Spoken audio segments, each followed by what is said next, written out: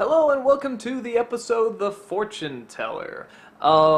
As the episodes go in general, it's a cute. That's about all I can really say about it. It's a cute little episode. Maybe borderline filler, but at the same time, it's sort of. I was gonna say continuing, but more kind of really get started the relationship between Aang and Katara. Sort of the quasi romance they have going on.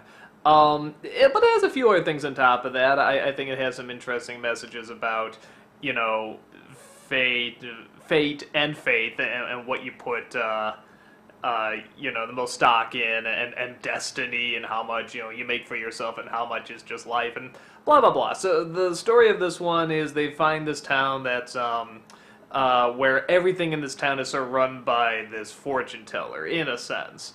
She doesn't rule the town, but she can apparently see the future and predict it, and everybody really enjoys that, and, because they know what's going to happen. And she can do it by, doing sort of the typical fortune things, whatever, looking at the cracks and bones, or looking at the clouds, or, a bunch of new agey stuff. And Sokka particularly does not like this, because he's very much, you should be able to determine your own destiny. You shouldn't put your faith in someone that's saying, this is going to happen, and you just sort of make it happen because you were told it was going to happen. You hear this stuff like in The Matrix and stuff like that, fun things like that. And one of the things is that she says, the volcano is not going to destroy the village. They're right next to a volcano.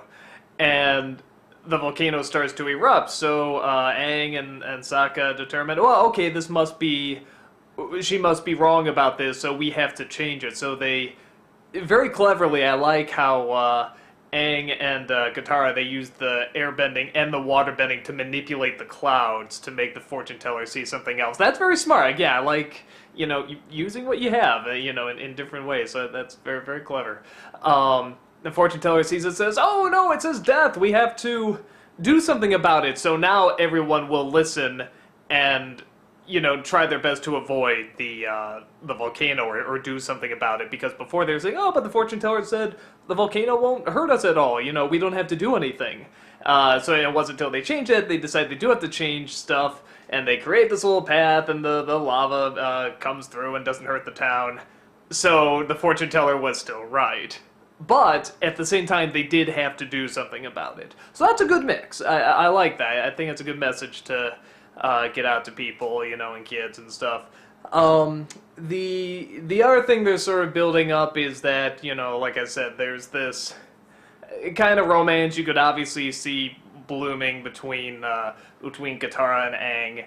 And here, she's finally waking up to it, because the fortune teller essentially says, it's going to be a great bender that you fall in love with, and suddenly she puts it together, hey, Aang's a great bender, like, at the end of the episode. Come on. There's something I don't... Romances are tough to do. They're tough to do effectively. And this is one of the reasons why, because there's always someone's in love with the other one, but the other either is not or doesn't see it. And for a few times that's cute, but it gets done so much. And it bothers me what's always like, oh, this destiny thing will open your eyes to it, or something like that. Or, it's why can't they just sort of realize it? Why do they have to be told, no, you're in love with this person? Why can't they just feel? Why can't they let it just evolve naturally? So maybe they're going to do that more in the series, but I don't know. That's just sort of a me thing. Like I said, romances are usually not done the best in many forms of media, in my opinion. They're either way too glanced over, or they're way too simplified, and it's like, love in many respects is simplified, but in different ways, in varying ways, not just this one, you have to be told, or someone's in love and the other isn't, and circumstances point them in the other direction, or, something that lasts through a show, I don't know. It's tough to do in shows. That's the place I so rarely see it done right, is on TV shows. And you think that'd be the place where they could do it the best, because you have time to really grow a relationship, but instead, they just cock tease you the whole time. And to think, will they or won't they, when they most likely will. 9 out of 10, they will. But who knows? Maybe they're leaning towards another path. Maybe she'll find another great bender, and that's gonna be the person. Then she's conflicted, and who does she go with? I don't know. It could be. Maybe they're building that up, but I don't know. That's not fun to me. I like real. I like really looking into how a relationship is gonna bloom, even if it's with kids.